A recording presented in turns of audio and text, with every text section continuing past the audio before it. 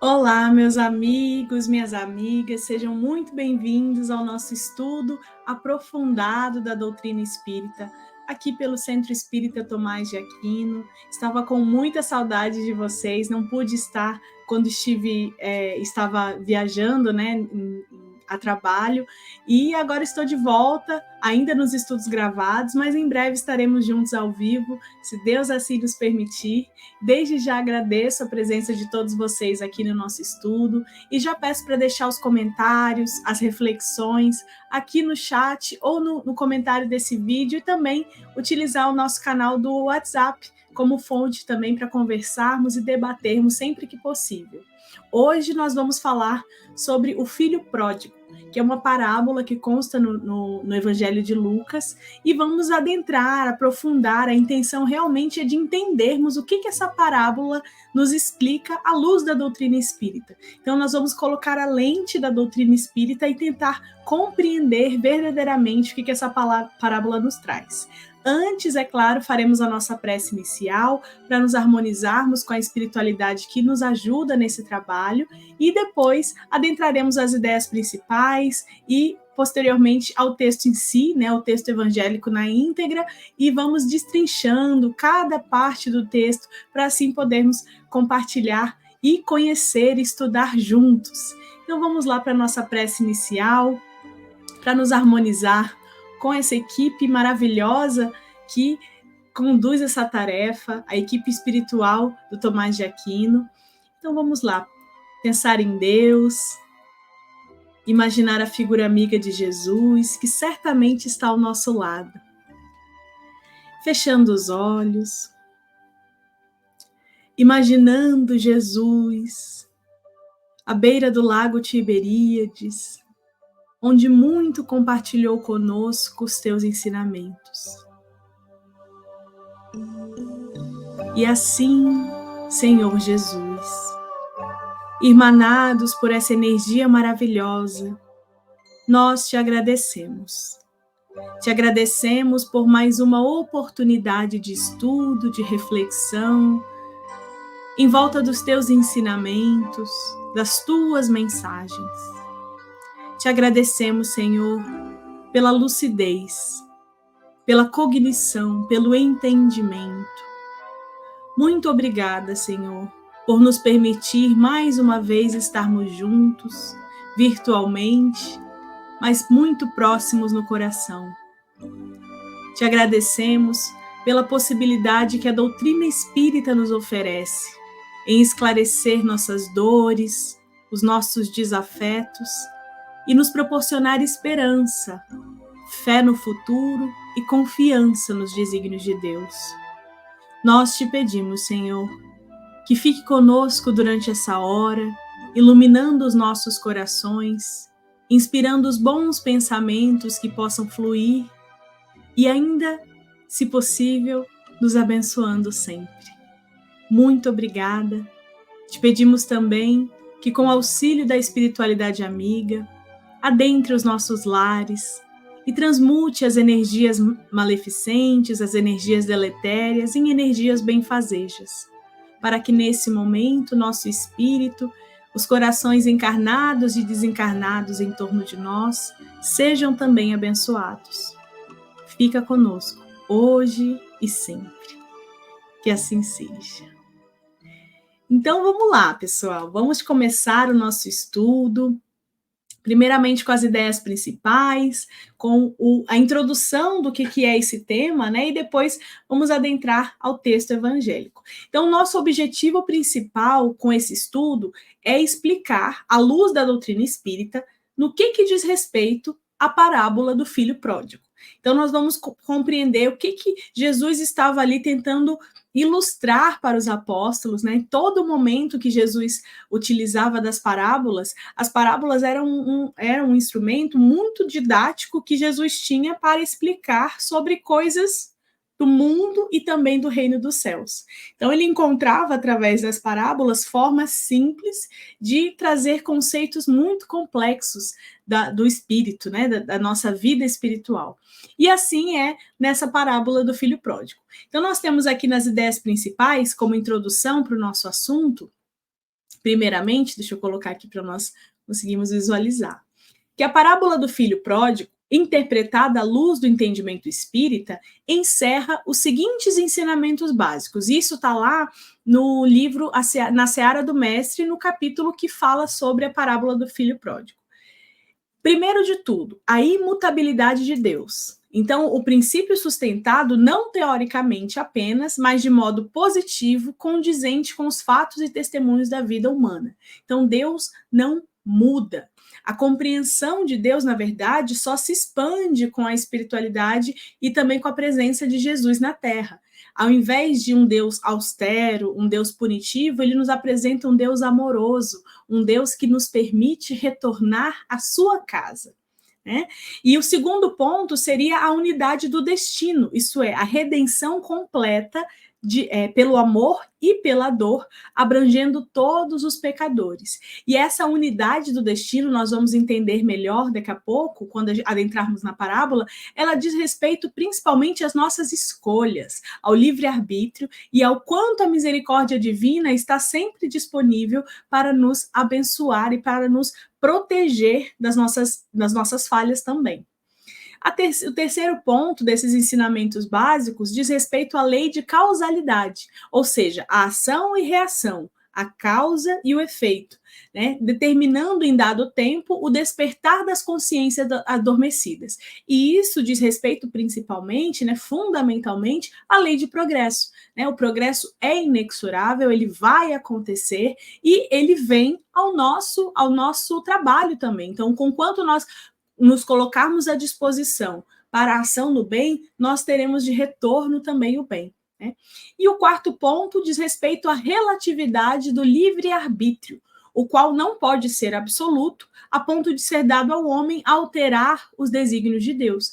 Então, nós temos sim potência na nossa escolha, mas nós não modificamos o que Deus nos possibilita e nos oportuniza enquanto seus desígnios. E aí nós vamos entender o porquê. Na parábola isso fica muito claro, daqui a pouco nós vamos adentrar.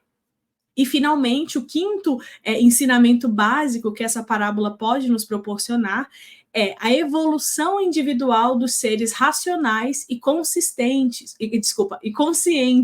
de cujo número o homem faz parte, processada no recesso íntimo das almas, livre e espontaneamente como lei natural e irrevogável. Então, o processo de evolução do espírito, ele é condicionante à nossa vida. Nós estamos nessa existência com o propósito de evoluirmos. Podemos, sim, muitas vezes ficar estagnados, mas esse processo de evolução vai acontecer, quer queiramos ou não, porque ele é inexorável, ou seja, ele é inevitável. Né?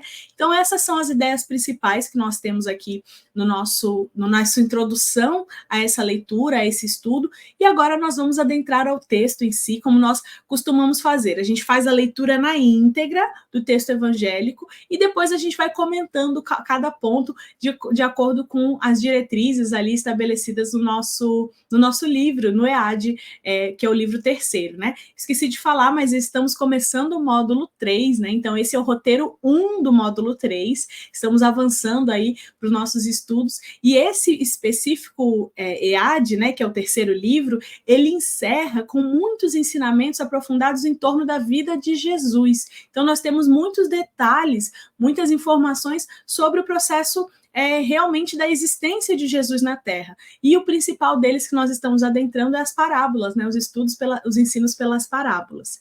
Então vamos lá para o nosso texto evangélico, que diz assim, eu dividi em duas partes porque ele é um pouquinho longo, né? Então a gente vai fazer a leitura e depois a gente adentra nas especificidades.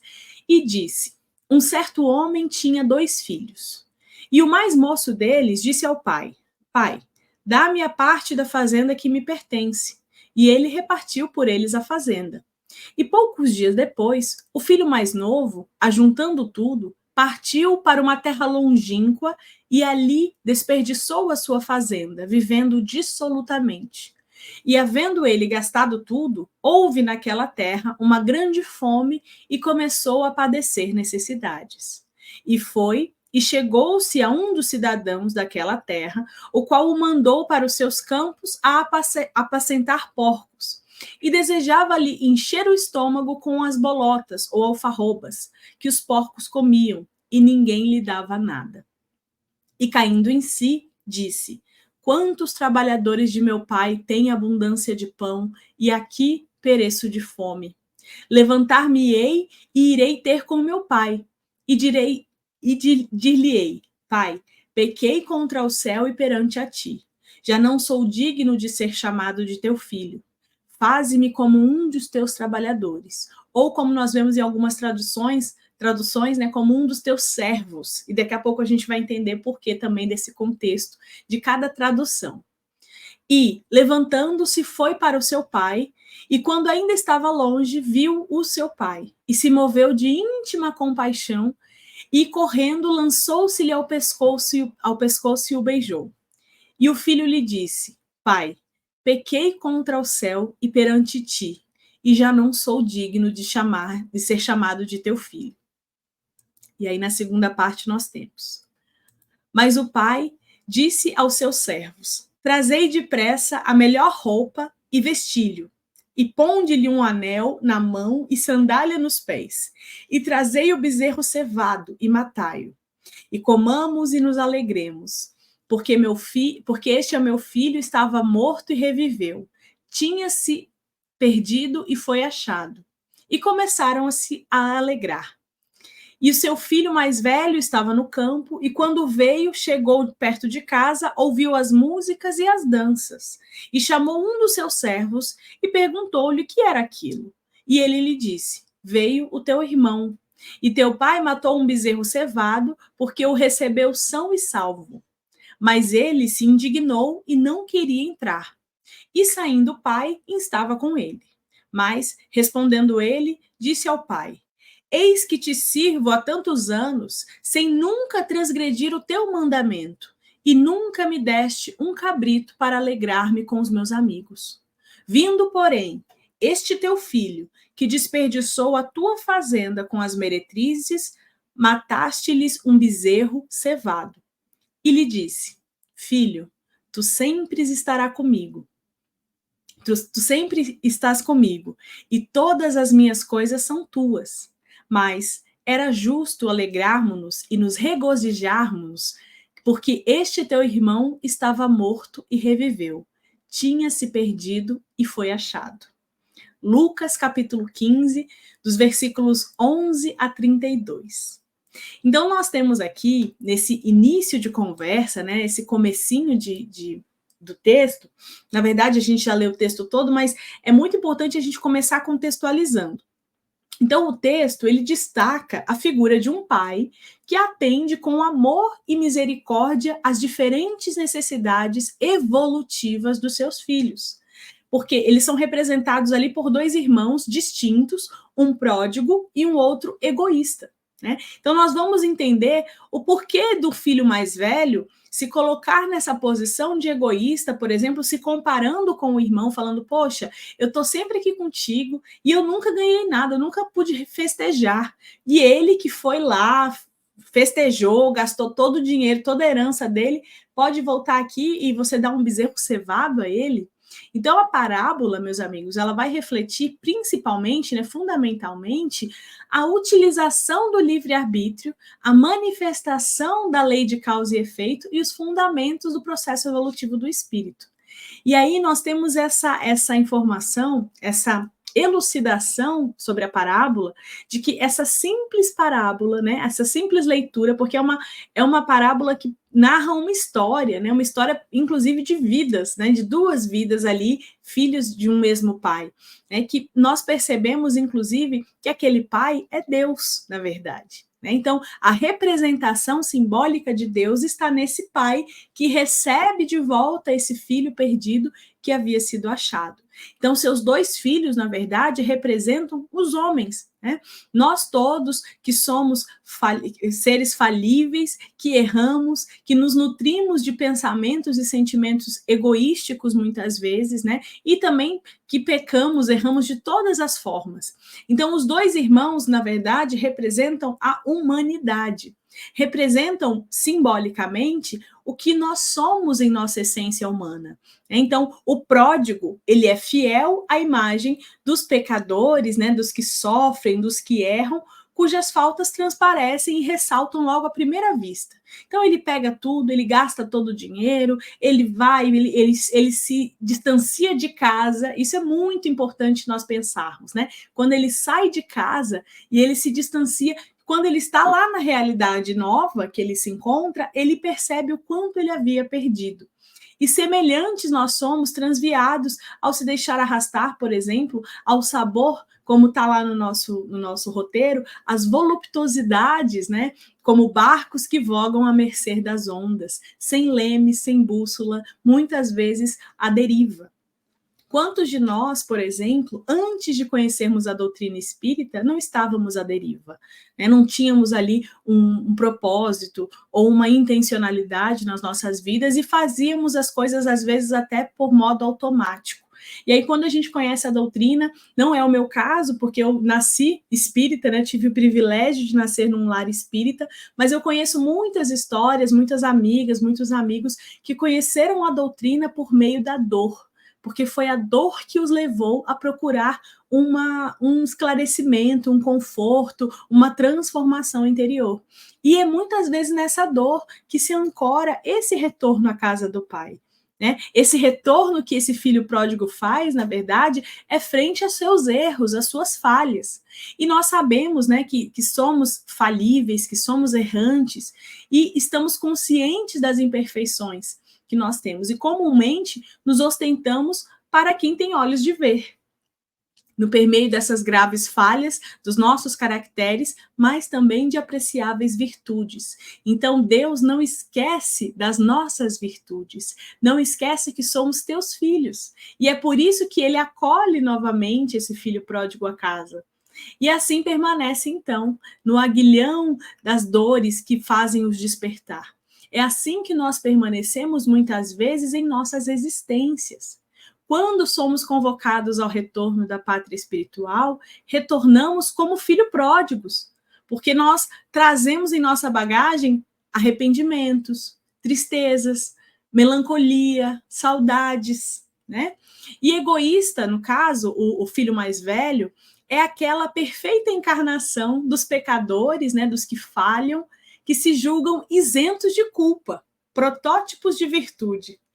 Então, são os únicos herdeiros das bem-aventuranças eternas, pelo fato de de se haverem abastido do mal. Então, eles estavam ali, no caso, o filho mais velho estava ali isento de qualquer problemática que a existência poderia lhe causar. Ele estava correto na visão dele. São os filhos orgulhosos, egoístas, exclusivistas, os sectários que apartam dos demais para não se contaminarem, como faziam os fariseus. Então, a soberba, no caso, não lhes permite conceber, entender a unidade do destino. E aí desacreditam muitas vezes da reabilitação dos culpados. Só podem ver a sociedade sob o aspecto de camadas diversas, camadas inconfundíveis. Imaginam-se no alto, os demais de baixo. Então, são espíritos, são corações que se acham soberanos, que se encontram ali numa situação muito mais elevada. E é por isso que lhes cega a visão em perceber que o irmão que retornava era, na verdade, acima de tudo, um irmão. Então, ele vê a injustiça, ele acha que aquilo é errado, que aquele acolhimento é incoerente. Olha só, um irmão que não deixa o outro ser acolhido. Né? E aí fere, inclusive, um dos maiores mandamentos, né? O amai o teu próximo como a ti mesmo. Ele não ama o próximo, ele não consegue nem considerar que o próximo é digno de amor. Então, é esse que é o cenário. Isso representa a humanidade por quê? Porque nós temos na nossa vivência na encarnação, a necessidade de depurarmos da nossa alma, de lapidarmos esses sentimentos hostis, como o egoísmo, o orgulho, a vaidade, a prepotência, a raiva, a cólera. Então, nós temos que tirar isso do nosso coração para podermos enxergar o oposto, a benevolência, o bem-fazer, a caridade, o amor, o afeto. Então, olha só o contraste, né? A diferença. Lógico que o filho mais novo, que é o filho pródigo, ele tem a sua necessidade de reparação. Isso não é segredo. Nós sabemos, inclusive, nós vamos ver o desdobramento disso. Porém, é papel também do filho mais velho, que seria esse papel, essa representação do egoísmo, acolher esse irmão, entendendo que cada um tem o seu processo evolutivo, que cada um tem a sua forma de vivenciar a vida, que cada um tem as suas provas, né? E aí nós vamos então para a nossa interpretação. O primeiro quadro que nós trazemos aqui dessa interpretação, vou fazer o destaque aqui para nós lermos juntos, é essa primeira parte. E disse, um certo homem tinha 2 filhos, e o mais novo deles, o mais moço, disse ao pai, pai, dá-me parte da fazenda que me pertence. E aí, a gente já leu um pouco da parábola, não vou adentrar muito, mas olha só o entendimento dessa parte do texto evangélico. Então, o filho mais moço, que é identificado como pródigo, ele tinha uma personalidade ativa, mais determinada, enquanto o seu irmão se revela acomodado no contexto em que vivia. Um queria ir ao mundo, pegar a sua herança, né, a parte da sua herança, e explorar o mundo. Gastou tudo que tinha, vivenciou muita vulnerabilidade, momentos de necessidade, e retornou à casa do pai. Enquanto o outro permaneceu-se ali fiel, né, servo, né, servindo ao pai, e mesmo assim não entendeu que reconheceu que o seu trabalho foi reconhecido. Sentindo, porém, a necessidade de vivenciar outras experiências à distância do lar, é por isso que, nessa parte, ele fala assim, repartiu por eles, e poucos dias depois, o filho mais novo, ajuntando tudo, partiu para uma terra longínqua. Então, ele saiu daquele espaço, daquela fazenda, e foi ter com outros, né, em outro lugar, distante da sua casa. Então, ele, à distância do lar, o caçula da família comunica ao pai esse desejo e solicita-lhe, então, a parte da herança que lhe cabia. E o pai só não lhe atende o pedido, como também demonstra compreender ser um acontecimento natural, ou seja, ele age com naturalidade, divide a herança entre os filhos de forma justa, não interpondo obstáculo à manifestação do livre arbítrio dos seus herdeiros. Isso quer dizer, minhas amigas e meus amigos, que esse filho mais novo, quando a gente vê na parábola, né, o filho mais novo, ajuntando tudo, partiu para uma terra longínqua. Isso ele se manteve distante da proteção de Deus, da proteção paterna, né? A gente está utilizando aqui a figura do pai, mas é de Deus que nós estamos falando nessa parábola, né? Então, ele se manteve distante dessa proteção paterna e conduziu a sua existência na forma que lhe aprazia, que ele queria, segundo os critérios estabelecidos pela vida material. É tanto que ele gasta tudo que ele tem. Ele faz ali extinguir a sua herança. E é por esse motivo que o filho pródigo é a personificação daquele que se entrega desvairadamente aos prazeres sensuais, concentrando-se principalmente na gratificação dos sentidos de todas as aspirações e ideias, consumindo em bastardos apetites as riquezas herdadas pelo progenitor. Então, o que ele faz? Ele usa e abusa dessa herança sem medidas, sem nem pensar nas consequências. E aí, esse desregramento dessa conduta lhe produz um grande sofrimento. Então, ele, empobrecido, arruinado, faminto, roto, espiritual e materialmente, acaba reconhecendo o único culpado da sua desventura, sendo ele mesmo o único responsável pela crítica situação em que se encontra. Então, ele se percebe com erro, no arrependimento, na culpa realmente de ter feito essa escolha. É tanto que quando ele percebe, né, ele sentia tanta fome, como está ali na parábola, né? Desejava encher seu estômago com as bolotas que os porcos comiam e ninguém lhe dava. Então ele estava ali trabalhando, é lógico que daqui a pouco a gente vai adentrar nesse tópico também, mas aqui não é uma crítica ao trabalho com os porcos, porque esse é um trabalho digno, é uma crítica no sentido de que ele não conseguia comer nem o que os porcos comiam. Então olha a gravidade que era o sentimento em que ele estava. Ele se sentiu arrependido das escolhas que fez porque ele se colocou numa posição, numa situação muito mais vulnerável do que ele se encontrava antes. Então, arrependido das ideias e dos erros que tomou, ele retoma, ele volta à decisão de retornar à casa do pai. E a disposição para se reajustar perante a lei divina é o primeiro sinal de transformação moral que, em geral, atinge aqueles que transviaram o longo caminho da evolução. O primeiro passo para o nosso coração se ter com Deus, se entender com Deus, é o da reparação.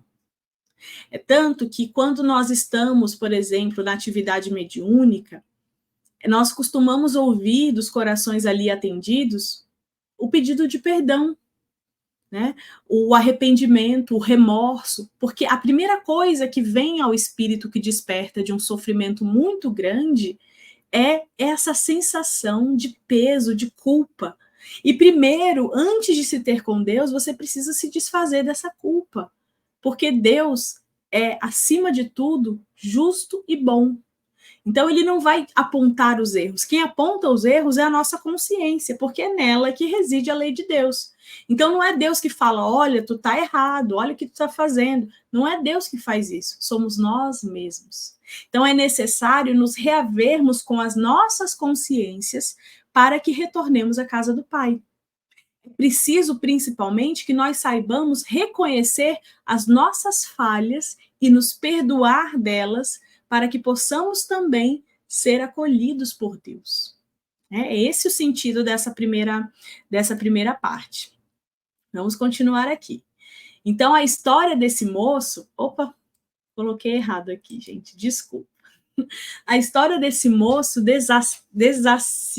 não consigo falar essa palavra. Desassissado da grande maioria dos homens.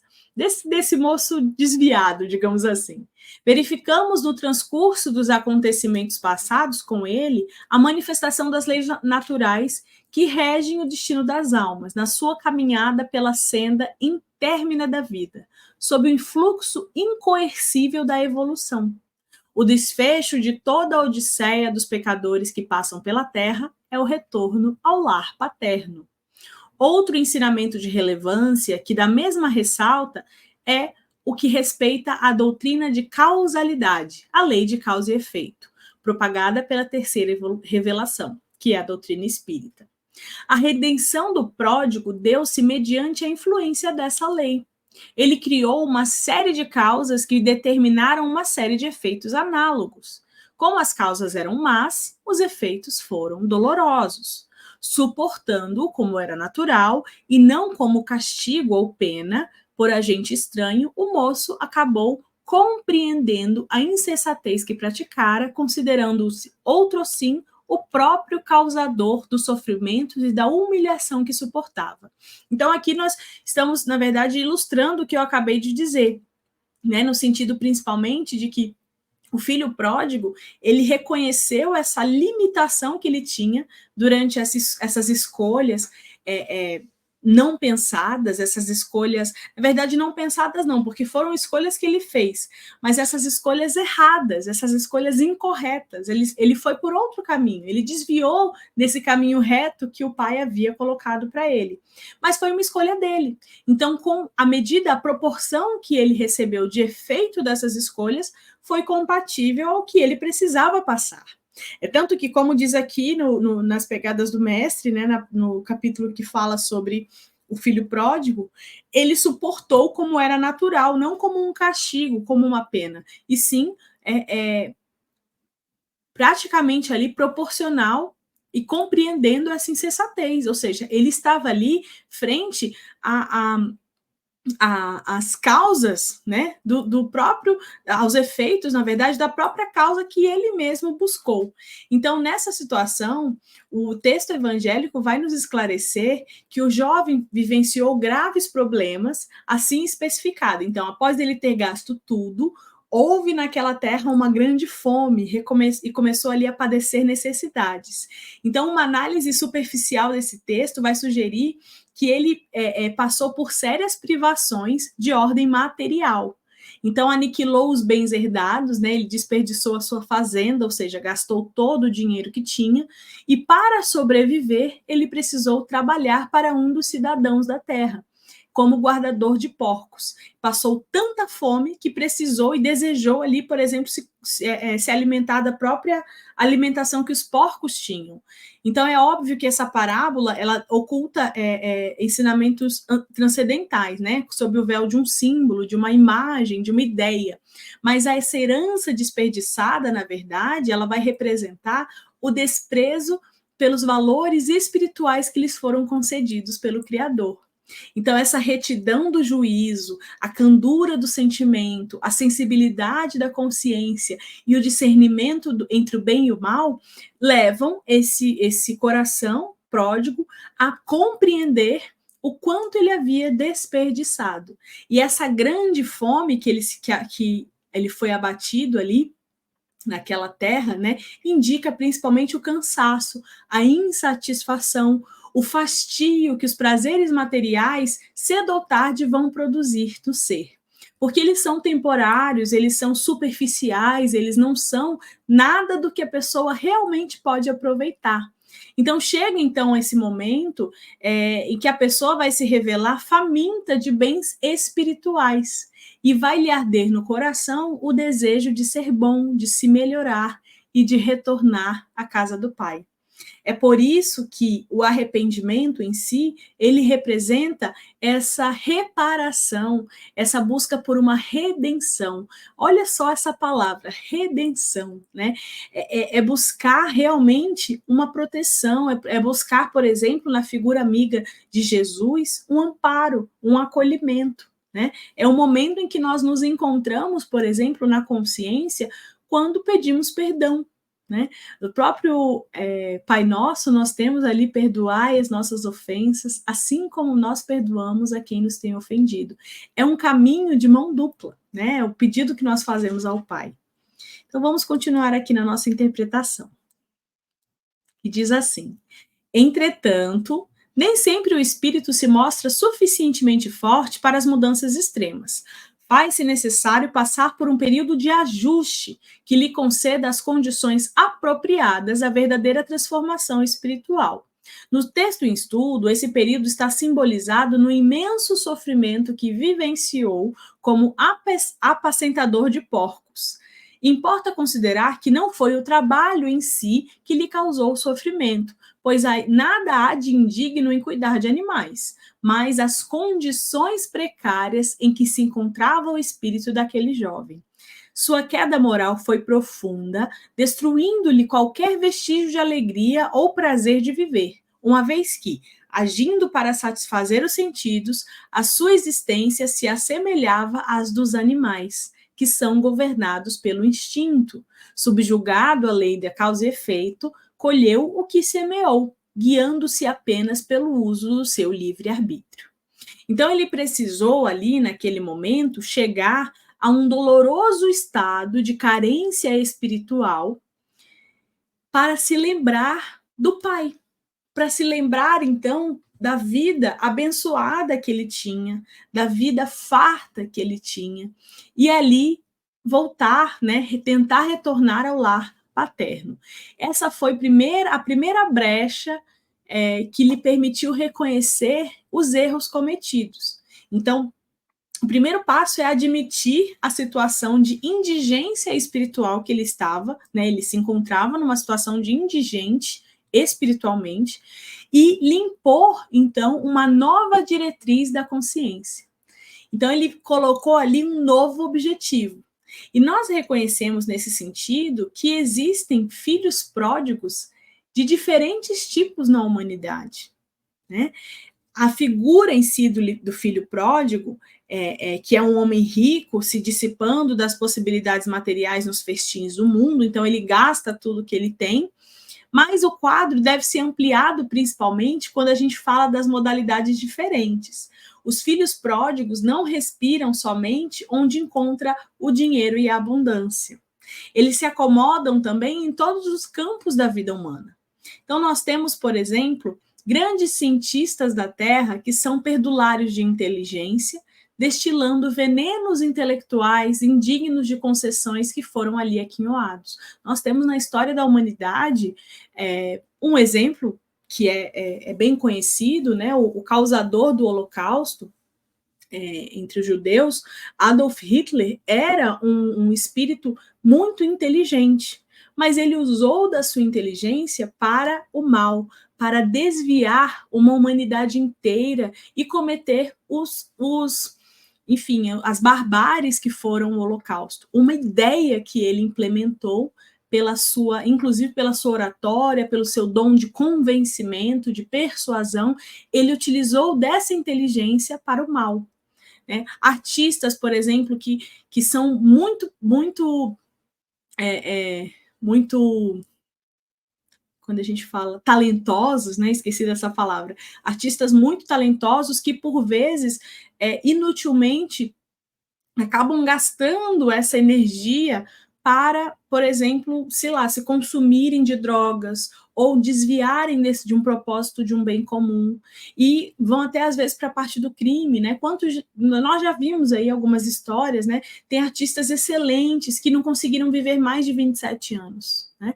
Então, na verdade, em todas as partes nós vemos esses dissipadores de fato dessas fazendas de Deus, ou seja, gastando do talento, que não é só material, mas também um talento moral, e se desviando do caminho da casa do Pai.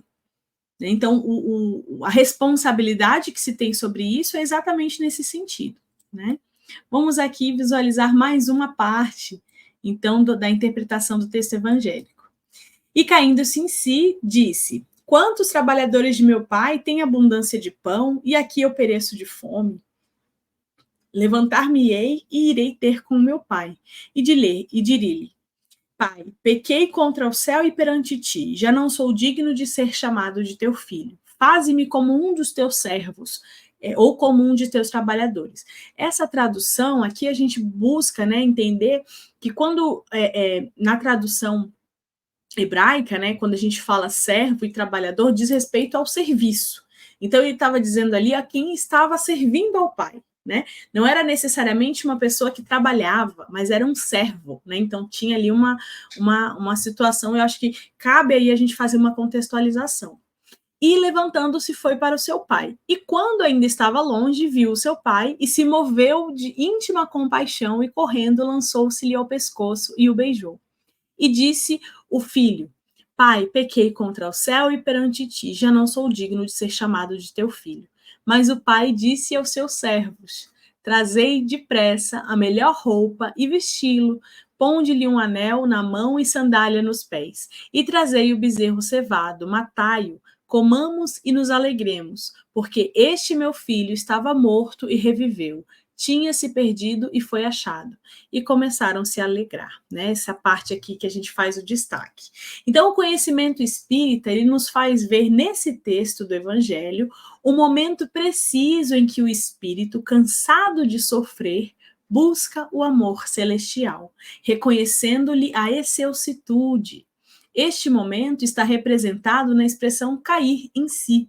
É instante de valor, pois indica que a criatura humana toma consciência do efetivo estado de evolução espiritual em que se encontra. Esse pequeno trecho que nós temos aqui da parábola do filho pródigo, ele nos desperta valiosas considerações em torno da vida. Judas sonhou com o domínio político do evangelho. interessado na transformação compulsória das criaturas. Contudo, quando caiu em si, né, quando se percebeu, era demasiado tarde. Então, porque o amigo foi entregue aos juízes cruéis, né? Jesus foi entregue, e ali ele não pôde mais fazer nada. Ele, né, se arrependeu, é tanto que Judas, como está descrito no Evangelho, né, no Novo Testamento, Judas é tomado por uma loucura. O que seria essa loucura, essa insanidade? É o sofrimento moral, é o arrependimento. É tanto que Judas comete ali o autoextermínio do seu corpo. E aí, muitos anos depois, ele é resgatado por Maria, né, por Maria Santíssima, nos Vale dos Suicidas. Esse resgate está descrito no livro Maria, né, na história de Maria, e é muito interessante nós pensarmos o quanto da consciência de Judas se comprometeu e se angustiou ao longo de todos esses anos que passou no Vale dos Suicidas. E outro exemplo é Maria de Magdala, que pusera a vida íntima nas mãos de gênios perversos, todavia, caindo-se ali em si, né, quando cai em si, sob a influência do Cristo, observa o tempo que havia perdido e conquista a mais elevada dignidade espiritual, por intermédio da humildade e da renúncia.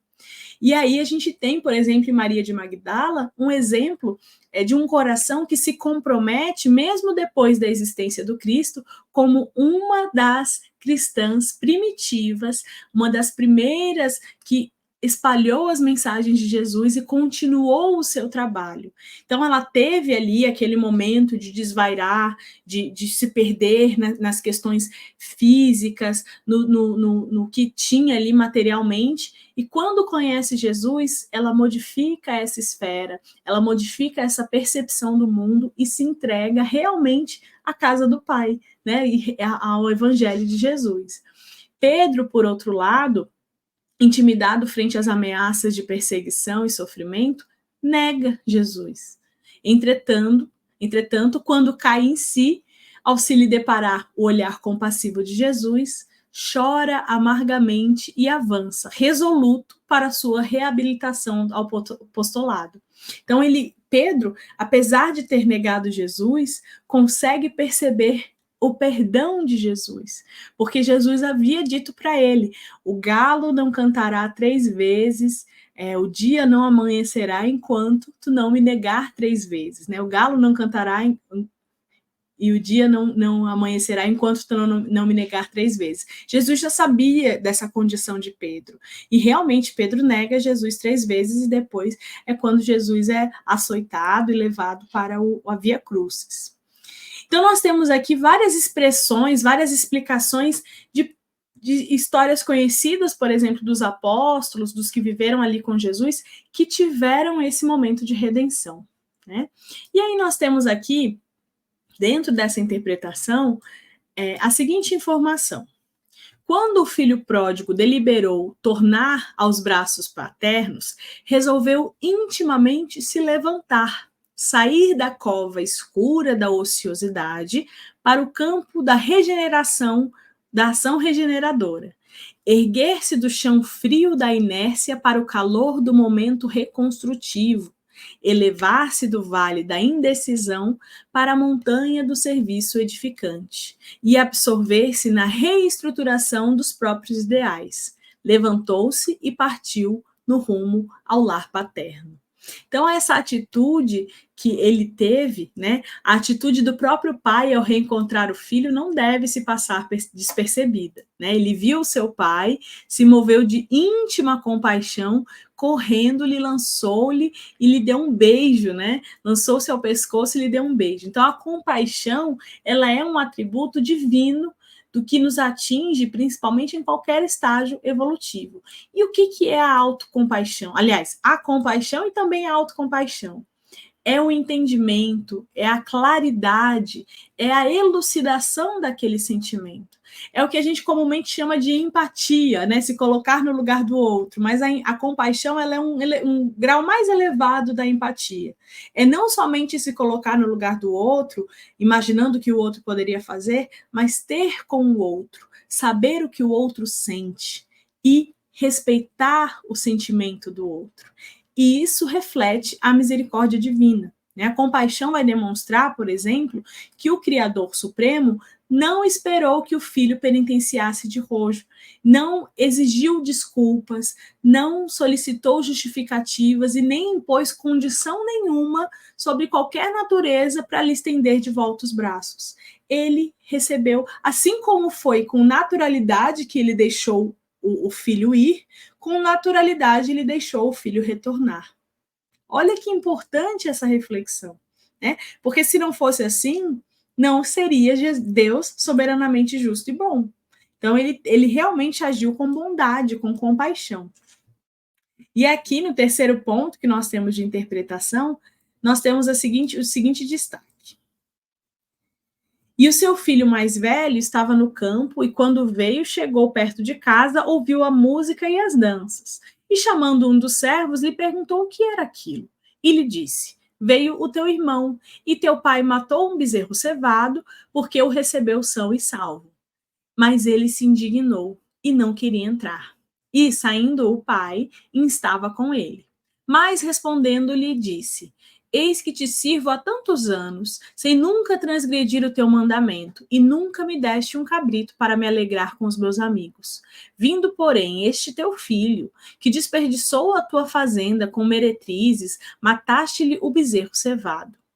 E lhe disse o filho: Ele disse: Filho, tu sempre estás comigo, e todas as minhas coisas são tuas. Mas era justo alegrarmos-nos e nos regozijarmos, porque este teu irmão estava morto e reviveu, tinha sido perdido e foi achado.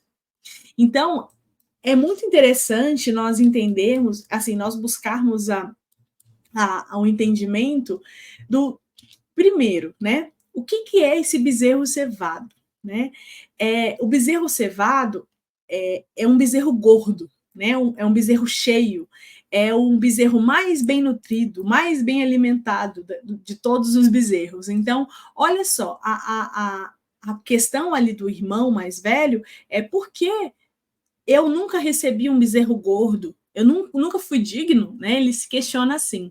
E o filho mais velho, ele ilustra nessa história contada por Jesus o exemplo do egoísmo.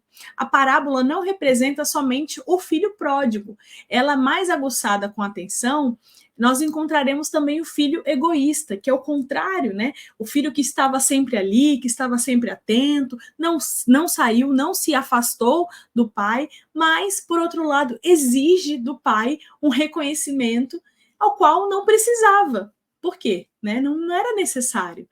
Então, o ensinamento velado do mestre mostra ali dois extremos da ingratidão filial. Um reside no esbanjamento e o outro na avareza. São duas extremidades que fecham o círculo da incompreensão humana. De maneira geral, se nós formos pensar bem, assim, refletindo, no geral, as pessoas leem apenas o filho que abandonou o lar paterno, que é o filho pródigo, né? A fim de viver o escândalo, de viver a vida material e tornando-se ali, acabando-se em dívida com também essas punições. E raros aprendizes conseguem fixar o pensamento nessa conduta condenável do irmão que permanecia sob o teto familiar. Porque ele também não era menos passível de repreensão. É um filho que é egoísta, né? Observando principalmente a generosidade que o pai representa ali, os sentimentos inferiores que animam sobe então à tona e demonstra ali a sovinice, a avareza. Então, ele contraria a decisão do pai, ele não aceita, ele fala, poxa, eu estou aqui há tantos anos, eu trabalho contigo há tantos anos, nunca transgredi o teu mandamento, ou seja, nunca saí da retidão, e você nunca me ofereceu nenhum cabrito, mas para ele tu oferece um bezerro gordo, né? Olha só a comparação que o irmão faz, e se a gente for notar, tem até uma nuance de inveja também aí, né? Ele olha assim como se, poxa, eu não sou digno, não mereço também. Quantos de nós, né, com o melindre, com o egoísmo também, não comparamos os nossos sentimentos com os outros, né? A gente não fala assim, poxa, fulana parece que dá mais atenção para essa amiga aí, para essa pessoa, e comigo ela nunca foi assim. Não é isso. Isso só demonstra a nossa pequenez, só demonstra o quanto nós somos ainda presos, tão presos à matéria, que exigimos de nós um reconhecimento absoluto. Isso só nos diz e nos ilustra sobre a nossa vaidade. Enquanto nós não observarmos essas limitações que a vida material nos impõe, nós continuaremos agindo dessa forma e muitas vezes errando dessa forma, porque não queremos ser o filho pródigo no sentido de desviarmos nossas intenções e termos que retornar à casa do pai com arrependimento, mas também não queremos ser o filho egoísta que observa tudo, inerte, não faz nada, não muda, até mesmo numa zona de conforto ali, e quando há um reconhecimento para outro, a gente ainda aponta o dedo. A gente não pode, né? Na verdade, dentro da nossa condição humana, nós temos que entender que nós somos os dois, ora pródigo, ora egoístas. E nós queremos mesmo pertencer à casa do Pai. Essa é verdadeiramente a nossa intenção. Nós queremos retornar à pátria espiritual com um sentimento não de arrependimento e nem tampouco de egoísmo. Nós queremos retornar à casa do Pai com a certeza de que somos amados, de que somos ali acolhidos por Jesus e que entendemos os desígnios de Deus, ou seja, aceitamos as condições da encarnação, que a encarnação muitas vezes nos impõe como prova, mas aceitamos como um processo natural da nossa evolução. Então, é pensar nisso, né? Que, na verdade, o verdadeiro amor que Deus nos coloca, né? Ele não faz conta. Ele é espontâneo, ele é natural, ele não cobra, ele não exige, ele não pede da gente o retorno, né? E cadê o troco? Ele não pede, ele não chega, ele não questiona nem por onde a gente andou, né? Quando nós somos filhos pródigos, quando o filho pródigo retorna à casa do pai, Deus não quer nem saber por onde ele esteve, ele só quer se alegrar que ele está ali. E mesmo assim, por outro lado, aquele servidor que aparentemente é correto, anda ali na retidão, né, nunca transgrediu os mandamentos, por estar presente de modo muitas vezes ostensivo na casa do pai, realizando as suas obrigações, ele se revela egocêntrico, intransigente, sem compaixão, e acaba ali exigindo essas explicações do seu pai, como se o pai devesse alguma explicação ao filho, né? Muito interessante nós pensarmos dessa forma. Então, para nós chegarmos aqui a umas vias de conclusão do nosso estudo, nós temos aqui essas duas últimas reflexões.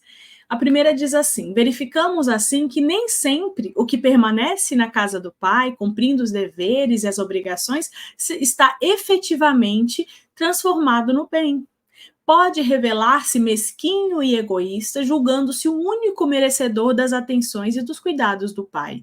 Da mesma forma, nem todo dissoluto, né, o que prioriza as sensações materiais em detrimento das conquistas espirituais, é uma criatura má. Ele pode, inclusive, revelar virtudes que estão abafadas pelo gênero da vida que leva. Essas virtudes irão se manifestar no momento apropriado, servindo de recursos para admitir erros cometidos e reajustar condutas. Devemos reconhecer, em resumo, que o filho pródigo é sempre alguém que pecou, sofreu, amou.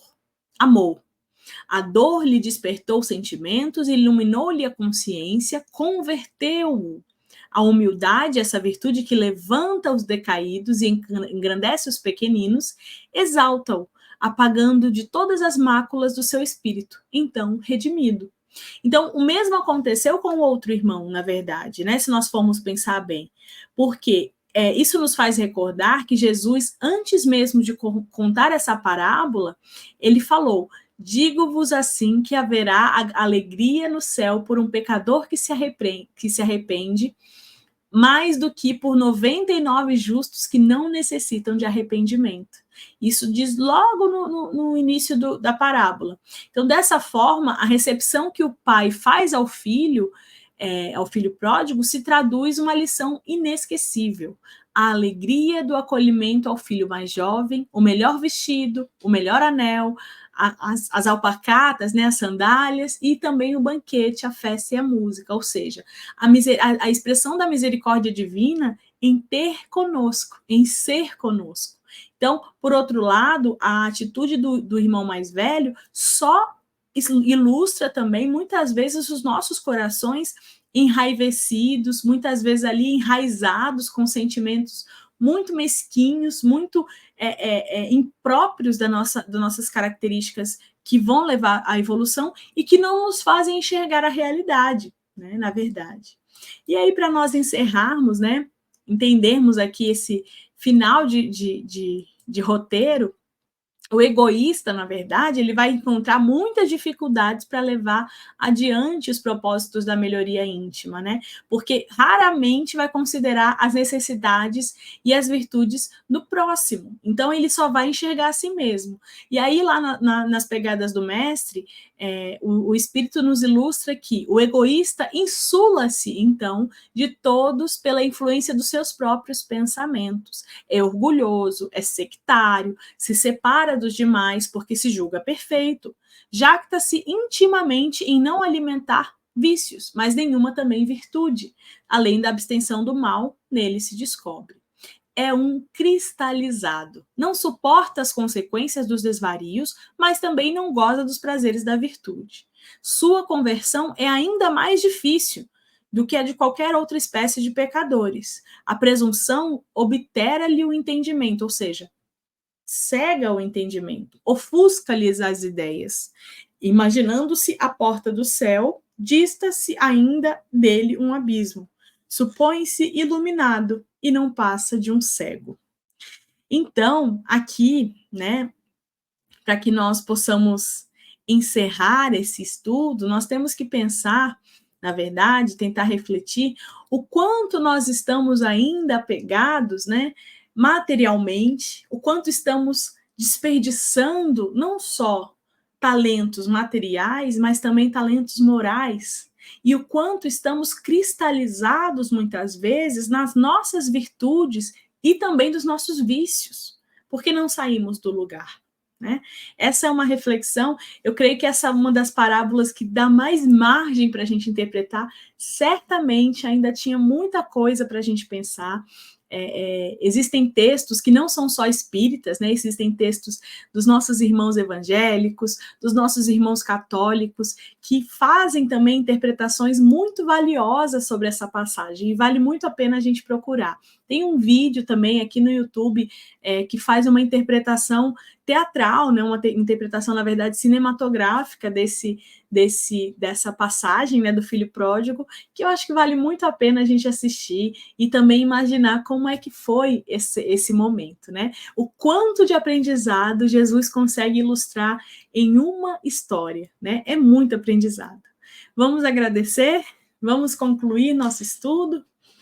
Agradeço imensamente a presença de vocês, minhas amigas, meus amigos. Deixo aqui o meu beijo carinhoso e até a próxima, né, se Deus quiser. Vamos lá fazer nossa prece, nos concentrarmos novamente com a espiritualidade amiga.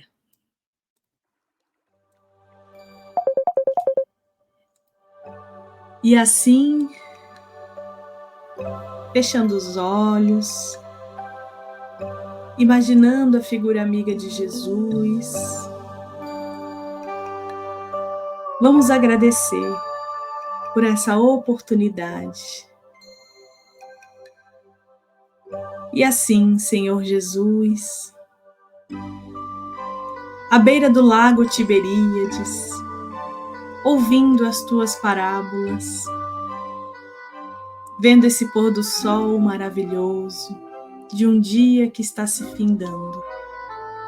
Somos gratos, querido amigo, por mais uma oportunidade.